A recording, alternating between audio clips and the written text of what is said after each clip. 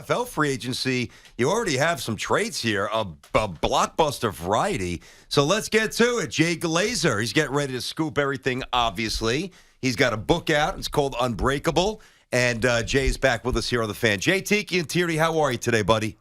Doing great, man. Hey, Tiki, I love how you spell your name there, man. Like you're selling ShamWow. T-I-K-I. Hey, man, people got to learn how to spell it. Some people might put an extra K in there. I mean, sometimes I get that wrong.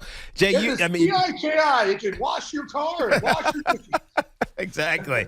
Glaze, you had an unbelievable appearance last week on Dr. Phil. It was moving. It was emotional. It was all about your battles with depression and anxiety. And I've known this really for as long as I've been in New York, because we've been tight since I first walked into a Giants locker room. But you've exposed yourself in a way that I think is awesome. It's vulnerable. And I can't commend you more, man. I got nothing but love for you. You know that. Tell us about the book first, and then we'll get to some of these other things that are going on in the NFL that I know you're dialed into.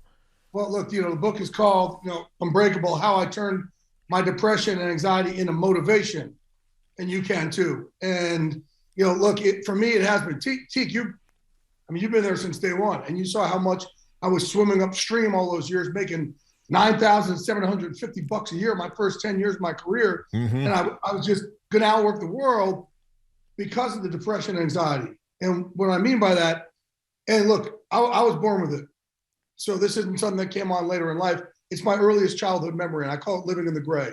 Yeah. And man, every single morning of my life, it sucks. Like my life is great. I know that. Like here I'm on with you guys. Cover the NFL is great. But man, between my ears is a gray wasteland. It sucks. So what my depression and anxiety have always told me is the sky's falling, that, man, I'm not worthy of being loved. I don't really know how to like myself from the inside out. So as a result, that's what got me to work my butt off all those years that you saw, struggling for that $9,000 a year to try and go do bigger things so I can get some love from the outside in. And look, I just thought it was time. We all talk about mental health, mm-hmm. but who describes it, right? So I wanted to give words to everybody out there to describe. And listen, whether you have my level of it, and my level is, like I said, really, really painful. And I don't know why. I didn't sign up for this. I didn't ask for it. Look, we just went through a pandemic where we were all told to isolate, right? So we're all going through something. Or social media makes us think our lives suck when they don't, right? So there's something. But I think just now more than ever, it's prevalent a lot because of social media, because how connected in a bad way, a lot of us are, in the bullying that we see online. But man, I wanted to be that voice. I'm not your therapist. I'm not your doctor. I'm not your clergy. I'm not your teacher. I'm just a messed up dude who's good with his messed upness. And I wanted to, let everybody know that they're not alone and take away that shame. And Teak, you've been there since day one. And we used to joke around, Jay's crazy, right? Yep. And crazy is a badge of honor in football and fighting. Yep. But maybe you did know, I don't know. But I've had guys now say to me, man, we always knew you were crazy. We just didn't know you were in pain. And, man, I wish all those years that you and I were hanging, I told you. Yeah. Yeah. I can feel it. You can feel it. That's why I let you sleep on my couch, Jay. I'm getting choked up now because I'm like, damn, I had somebody right there this whole time, and I didn't have to suffer in silence and fight this on my own. And I'm like, man, so I'm Teak, I'm sorry I didn't say anything. I don't think I knew how to say anything back then. Yeah. And now I got the words for it. Yeah, we were young. Words for everybody else. We were both young, Jay. We know it. Yeah. You had families. You adopted a young kid who's amazing. I taught you how to change his diaper. Yeah. So I know, but did he ever pee on you? Story. He did worse. Oh, he dumped on you. It is what it is. Collateral damage. I don't know how to change diapers. Jay, let me ask you. But you said that you suffered in silence for a long time. Understandable. Now that you went on Dr. Phil, Tiki referenced the appearance. It was very poignant. I watched it. Mm-hmm. You've written the book. I would think that that's been cathartic. Do you still feel that depth of suffering? And do you feel like you're suffering, not silence, but almost like you're still alone? Do you feel better now? So in the book isn't just giving people words for mental health. It is a game plan I don't know if I'm going to say out of it, but a game plan through it, a game plan to navigate our lives. So there are a lot of things. Like there's 3 pillars in here that I use to, get out of my gray, if you will, and to get myself out of bed every day. And it's hard getting out of bed for me every single day of my life because I still do feel that pain. Listen, I'm a work in progress, man. Yeah, I'm a flawed human being, so I'm looking for ways. But one of in these pillars that I give, these 3 pillars, one of them is being of service. And by writing this book is a way for me to be of service, to give other people these words so they can connect with their daughter or their son, or or as my dog barks, the dog. And another way is finding teammates. So by having this book, I get more teammates, and so it has definitely lifted me up in the blue. And good. I end up like I've had 80-year-old grandmothers telling me this helped. For the first time, I have words to tell my husband or that's awesome. Kids and grandkids. And my dog needs to read the book right now. Yeah, that's all right. That's all right. We're talking to Jay Glazer, and of course, Jay from Fox. He's also an author. He's got a book out, Unbreakable, and it's how I turned my depression and anxiety into motivation, and you can too. Yeah, Jay. We know that you're connected to so many different things. You've had insight with coaches and players. I remember. When you called Mike Francesa about the Keyshawn Johnson trade, the Tampa Bay Buccaneers, locally here, everybody thought you were crazy until it actually happened. There was a lot of those things, man. I know. I'll tell you go ahead, take them. Yeah, I was going to say this year locally in New York, it feels like for the first time both of these teams feel like they're on the right path. Brian Dable a little bit, Joe Shane. I don't know if you know how well he knows him, but I mean. It took a long time for the Giants to figure out that they had to go outside of their organization. Are you as optimistic as Giants fans should be? Yes, more so, because they did. They need to change their culture. And they have this thing. Giants have this thing where they're almost waiting for the sky to fall. Right? Inside the Giants organization. But when you're in there, man, listen, I go around every camp. So the most successful teams have this culture where, man, guys want to stay in the building. They can't wait to leave. Like if you went down to the Saints all these years under Sean Payton, the locker room felt like the damn W Hotel in Vegas, right? The theater, the meeting rooms were like iPic theaters. It was they always got the latest, greatest. Whatever they could. They brought the best restaurant in town in on Fridays to cook for everybody. Like you didn't want to leave, and everybody in there would have this attitude: "Oh, we're going to win. It doesn't matter who's the quarterback. We're going to win." Like they have this. They just have this culture of winning. And, culture's big.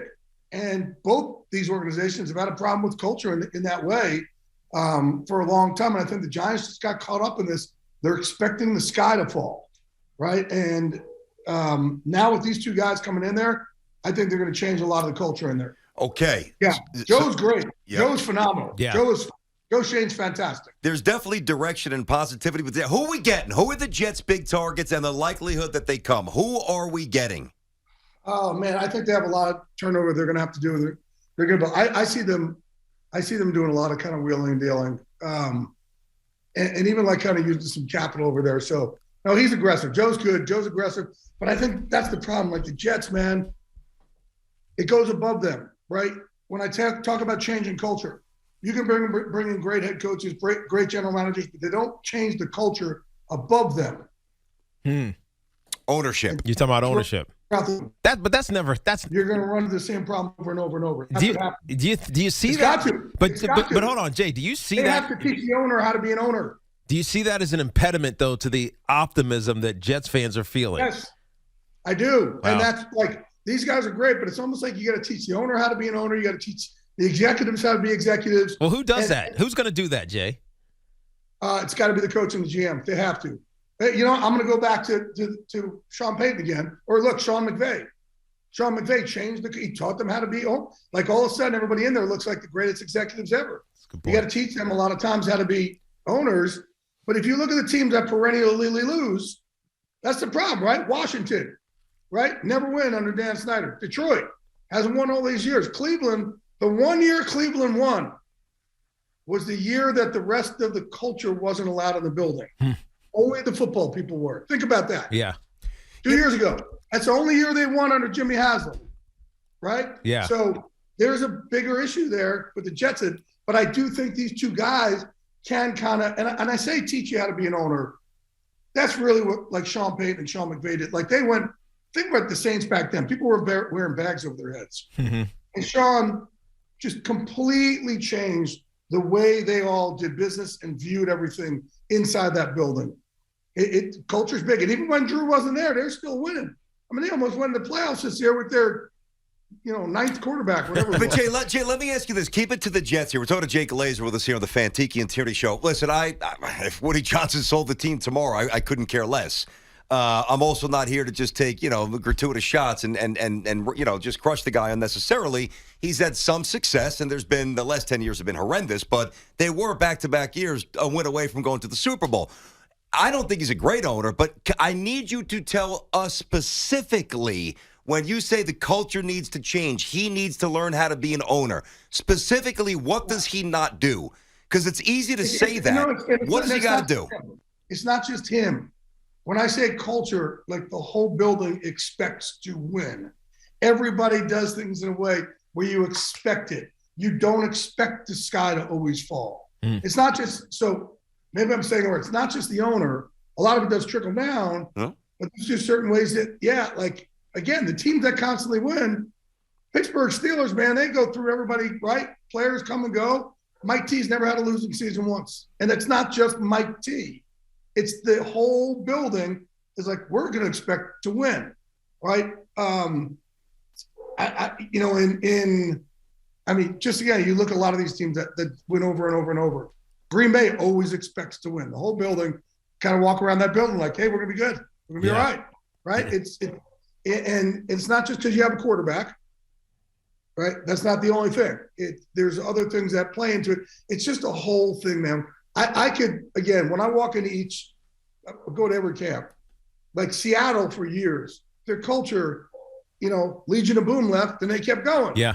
And they just have this, it's the whole place is this tight-knit place where they're all about winning and kind of, like I said, expecting to win. So it's hard for me to communicate. Yeah. Because it's just, it's like, it's not fair to just put it on the owner, but it does have to start with the owner. There's other ways they can go about it, making that place feel like, man, we are the most top flight organization out there. Yeah. Got it. I never want to leave the building. It's getting leadership, even if it's not coming all the way from the top.